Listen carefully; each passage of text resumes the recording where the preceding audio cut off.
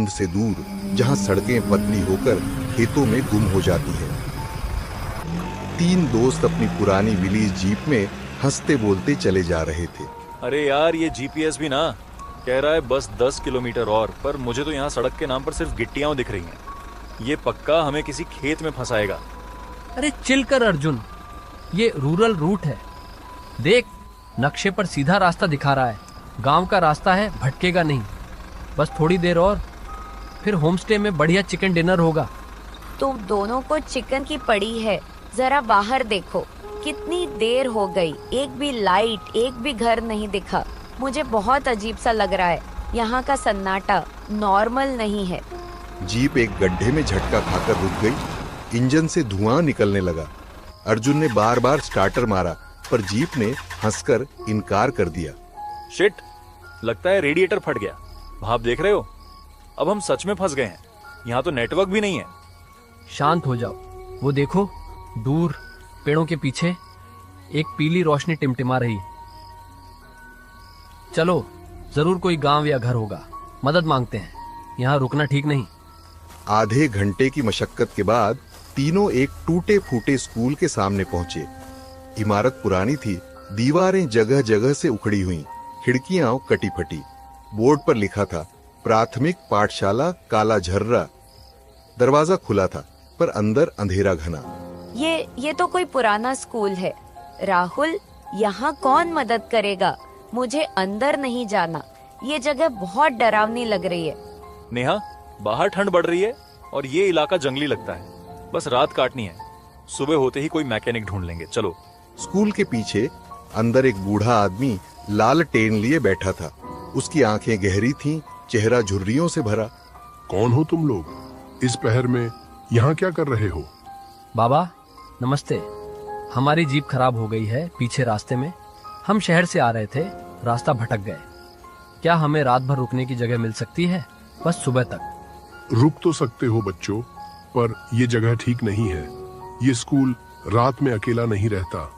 मतलब यहाँ और कौन है? चलावा रहता है। बाबा ने उन्हें स्कूल के एक कमरे में बिठाया।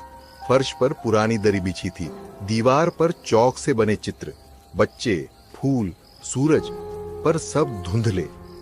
बाहर हवा जोर से चल रही थी, पेड़ों की शाखें खिड़कियों से टकरा रही थीं। चलावा? वो क्या होता है बाबा? कोई जंगली जानवर? जानवर नहीं बेटा, 50 साल हो गए। यहाँ एक टीचर थी, मिस शकुंतला। बहुत सख्त थी। एक दिन राजू नाम के लड़के को उन्होंने सजा दी, बहुत मारा। लड़का उसी रात स्कूल की छत से कूद गया। तब से। अरे बाबा, आप भी क्या बातें करते हैं? चलावा? ये सब 50 साल पुरानी बातें हैं। हम शहर के लोग हैं, हमने साइंस पढ़ी है। ये भूत प्रेत सिर्फ गांवों की कहानियों में अच्छे लगते हैं। लालटेन की लौ हिली। अचानक बाहर से एक आवाज आई, जैसे कोई बच्चा रो रहा हो। ये क्या था? बाबा, बाहर कोई रो रहा है, साफ आवाज आई। वो वही है। रात गहरा रही थी। बाबा ने कहा कि वो बाहर बरामदे में चौकी करेंगे। तीनों कमरे में अकेले थे। मुझे यहाँ एक पल भी नहीं रुकना है। अजीब सी घुटन हो रही है। तुम्हें नहीं लग रहा? सोने की कोशिश कर नेहा। बस कुछ घंटे और, सुबह होते ही हम निकल जाएंगे। ये सब बाबा की दिमागी उपज है और कुछ नहीं। तभी दीवार पर एक साया हिला, एक लंबा विकृत साया, जैसे कोई उनके बीच खड़ा हो। नेहा की दबी हुई चीख निकली। वो देखो, दीवार पर कोई है। साया गायब हो गया। दीवार साफ थी, सिर्फ चौक की धूल। कहाँ? कुछ नहीं है। देखो, सिर्फ चौक की धूल है। तुम बस डर रही हो और कुछ नहीं। नहीं, मैंने साफ देखा और कमरा अचानक एकदम ठंडा हो गया था। आधी रात को अर्जुन को प्यास लगी। पानी का मटका बाहर बरामदे में था। वह धीरे से उठा ताकि नेहा की नींद न टूटे। दरवाजा खुला। बाहर बाबा नहीं थे, सिर्फ उनकी लालटेन जल रही थी। उसकी लौ अजीब नीली पड़ गई थी। अचानक उसे लगा कि कोई उसके ठीक पीछे है। उसने मुड़कर देखा, एक छोटा सा लड़का सफेद कुर्ता पहने गलियारे के अंत में खड़ा था। उसकी आंखें वे सिर्फ काले गड्ढे थीं। सर, मुझे दर्द हो रहा है। लड़का धुएं की तरह गायब हो गया। अर्जुन दौड़ता हुआ कमरे में आया और जोर से दरवाजा बंद कर दिया। मैंने उसे देखा। वो सच है। किसको देखा अर्जुन? क्या हुआ? वही लड़का जिसकी बात बाबा ने की थी। सफेद कुर्ता, काली आंखें। हे भगवान, वो यहीं बाहर था। क्या बकवास कर रहा है? तूने भी? बकवास नहीं है, उसने मुझसे बात की। कहा, सर मुझे दर्द हो रहा है। ठीक है। अब कोई बाहर नहीं जाएगा। हम सब जागते रहेंगे सुबह होने तक। बाहर से फिर वही रोने की आवाज आई, पर इस बार ठीक दरवाजे के बाहर। सुबह होने में अभी देर थी। तभी दरवाजे पर धीमी खटखटाहट हुई। तीनों उछल पड़े। अर्जुन ने हिम्मत करके दरवाजा खोला। बाबा के हाथ में एक पुरानी मुड़ी टुड़ी किताब थी। ये लो, ये डायरी मिस शकुंतला की है। मुझे उनके पुराने संदूक से मिली। इसमें शायद उस रात का सच लिखा हो। पढ़ो, शायद समझ सको कि वो क्या चाहता है। डायरी में लिखा था, आज मैंने बहुत बड़ी गलती की। राजू को बहुत मारा। वो रोता रहा, कहता रहा मेरी गलती नहीं है। मैंने गुस्से में कहा छत पर जाकर सोचो। वो गया।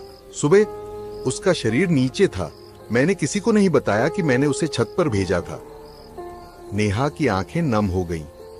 ये तो बहुत भयानक है। मतलब बाबा, ये सब सच है? वो बच्चा वो मरना नहीं चाहता था? सच है बेटी। और अब वो आत्मा यहाँ भटकती है, उस बच्चे की और कभी कभी उस टीचर की भी। एक माफी के लिए, एक प्रायश्चित के लिए। बाहर कोहरा इतना घना हो गया था कि खिड़की के पार कुछ नहीं दिख रहा था। तभी स्कूल की पुरानी घंटी अपने आप बजी। बस बहुत हो गया। मैं 1 मिनट और यहाँ नहीं रुकूंगा। हमें यहाँ से निकलना होगा अभी, इसी वक्त। पागल हो गया है क्या राहुल? कैसे? जीप बाहर फटी पड़ी है और इस अंधेरे कोहरे में कहाँ जाएंगे? बाहर निकलना ज्यादा खतरनाक है। वो सही कह रहा है बेटा, बाहर मत निकलना। सुबह गांव से कोई ना कोई जरूर आएगा। पर ये रात अभी बाकी है और ये सबसे मुश्किल घड़ी है। तीनों ने फैसला किया कि वे कमरे के अंदर ही रहेंगे, चाहे कुछ भी हो जाए। पर अब डर सिर्फ डर नहीं था, वो दहशत बन चुका था। तभी एक और आवाज आई, डायरी में जिक्र की गई दूसरी आवाज, जैसे कोई औरत गलियारे में चीख रही हो। राजू, कहाँ है मेरा राजू? किसने छिपाया है उसे? मुझे मेरा बच्चा वापस दो। नेहा ने जोर से अपने कान बंद कर लिए। उसकी आंखें दहशत में फैली थीं। नहीं, प्लीज बस करो, हमें जाने दो। हमने कुछ नहीं किया। बाबा, इनसे कहो हमें जाने दें। रात का आखिरी पहर शुरू हुआ। लालटेन की लौ जो अब तक उनका साथ दे रही थी, जोर से फड़फड़ाई और बुझ गई। नहीं बाबा, लालटेन ये बुझ गई। कमरा घुप अंधेरे में डूब गया। अचानक कमरे में बर्फीली ठंडक बढ़ गई, इतनी कि उनके दांत किटकिटाने लगे। और फिर एक सिसकी जो नेहा के कान के ठीक बगल में सुनाई दी। दीदी, मेरे साथ खेलोगी? मैंने सुना, उसने मेरा नाम लिया। उसने कहा, दीदी खेलोगी? अर्जुन, वो मेरे सामने था, ठीक मेरे चेहरे के सामने, छोटा सा, पर उसकी आंखें, भगवान, वो आंखें नहीं थी, वो सिर्फ काले गड्ढे थे। शांत रहो। देखो, ये सब हमारा दिमाग खेल रहा है। अंधेरा है, हम डरे हुए हैं। बस हम 3 हैं, कुछ नहीं होगा। वहम? तुझे ये वहम लगता है अर्जुन? बाबा ने साफ कहा था, चलावा दोनों आते हैं, बच्चा और टीचर एक दूसरे को ढूंढते हैं। ये वहम है क्या? बच्चों सुनो, अब पीछे हटना नामुमकिन है। रात का तीसरा पहर शुरू हो चुका। ये वो वक्त है जब चलावा सबसे ताकतवर होता है। मैंने दरी के नीचे नमक की लकीर डाल दी है। कुछ भी हो जाए, इस घेरे से बाहर कदम मत रखना, ये तुम्हें बचाए रखेगा। बाबा, हमें ले चलो यहाँ से, प्लीज। कोई और रास्ता होगा। पीछे का दरवाजा, हम खेतों से निकल जाएंगे।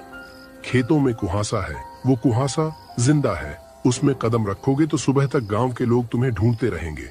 अचानक स्कूल की घंटी फिर बजी, इस बार 3 बार, धीरे धीरे, जैसे कोई उसे हाथ से खींच रहा हो। इसमें लिखा है, जब घंटी 3 बार बजे, मतलब राजू क्लासरूम में है।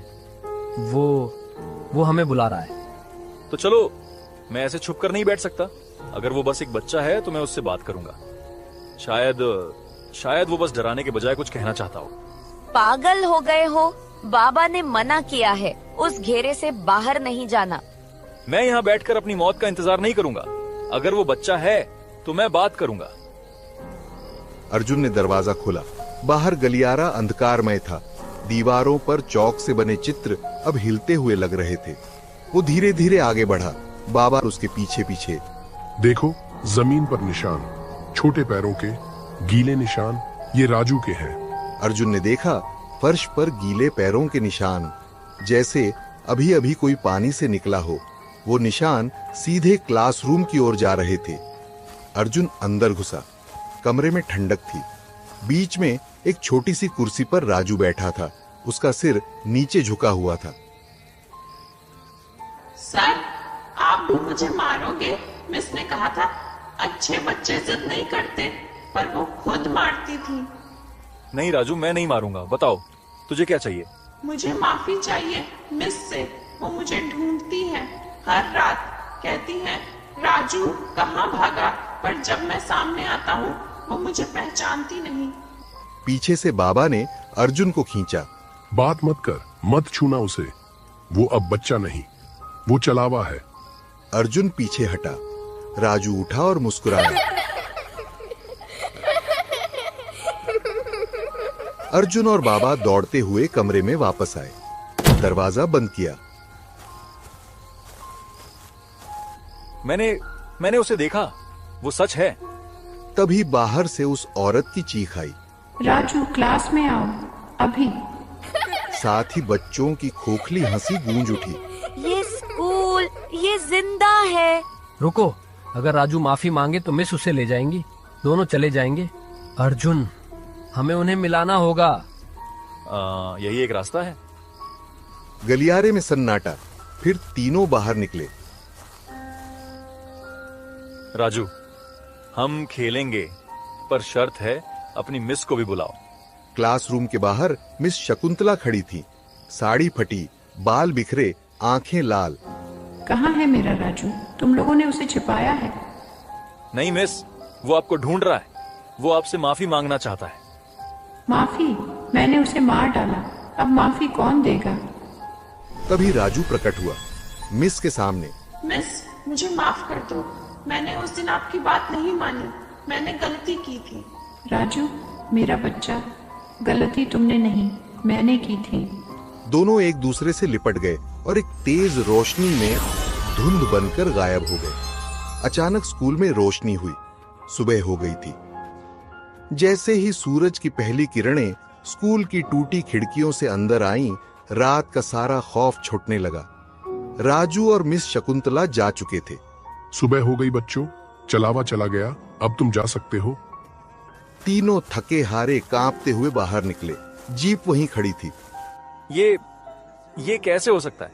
रेडिएटर, ये तो बिल्कुल ठीक लग रहा है। कल रात ये फट गया था। अर्जुन ने एक पल भी नहीं घुमाया। वह ड्राइविंग सीट पर बैठा, चाबी घुमाई। जो जीप रात भर बेजान पड़ी थी, वह एक झटके में घर घर आकर स्टार्ट हो गई। अर्जुन ने जीप तेजी से दौड़ा दी। किसी ने पीछे मुड़कर नहीं देखा। वे उस डरावने स्कूल को हमेशा के लिए पीछे छोड़ते हुए तेजी से शहर की पक्की सड़क की ओर बढ़ चले।